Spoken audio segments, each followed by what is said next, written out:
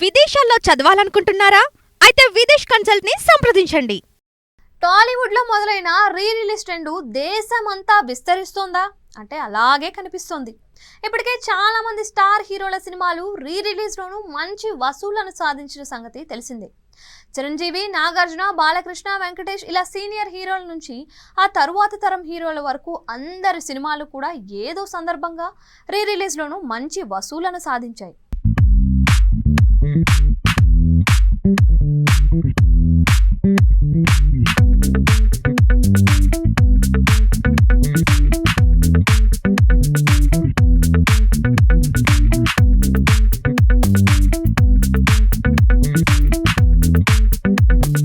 విధానం నచ్చి కోలీవుడ్ కూడా రీ రిలీజ్ లోకి దూకింది.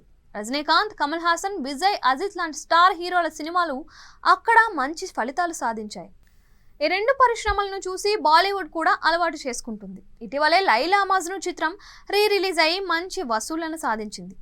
మొదటిసారి ఈ సినిమా రిలీజ్ అయినప్పుడు సినిమాకి పెట్టిన బడ్జెట్ పూర్తిగా రికవరీ అవ్వలేదు. అయితే రీ రిలీజ్తో అప్పటి నష్టాలు తగ్గాయని కోమల్ వెల్లడించారు. ఇవే వసూలు మిగతా నిర్మాతల్ని రీ రిలీజ్ వైపు ఉసిగొల్పుతున్నాయి.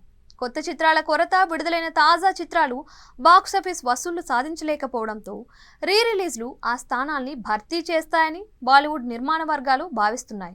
ఇదే విషయాన్ని బాలీవుడ్ విశ్లేషకుడు తరుణ్ ఆదర్శ్ కూడా గుర్తు చేశారు. రీ రిలీజ్లకు ఎటువంటి ప్రమోషన్స్ ఉండవు. పోస్టర్లు, టికెట్ బుకింగ్లు సైట్లలో వచ్చేస్తాయి. సోషల్ మీడియాలో ప్రమోట్ చేసుకుంటే సరిపోతుంది. ఈ సినిమాలు పూర్తిగా ఇష్టపడేవారు, కల్ట్ ఫాలోయింగ్ ఉన్న ప్రేక్షకులు అభిమానంతో నడుస్తాయని ఆదర్శ్ అభిప్రాయపడ్డారు.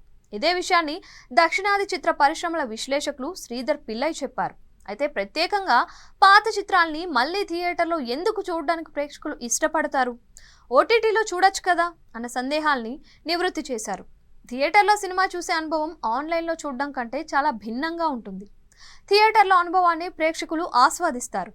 పూణేకి చెందిన 30 ఏళ్ల శృతి జెండే కూడా దీంతో ఏకీభవించారు. గత ఏడాది నుంచి రీ రిలీజ్ చూడడం మొదలుపెట్టాను. రీ రిలీజ్లో ప్రేక్షకులను ఎగ్జైట్ చేసేది కథ కాదు, సినిమాని ఇష్టపడే ఇతర ప్రేక్షకులతో థియేటర్లో చూసే అనుభవం. ప్రేక్షకులు కొన్ని సన్నివేశాలు లేదా డైలాగులకు ముందు ప్రతిస్పందించడం ప్రారంభిస్తారు. ఎందుకంటే తర్వాత సీన్లో ఏం జరుగుతుందో వారికి ముందే తెలుసు కాబట్టి.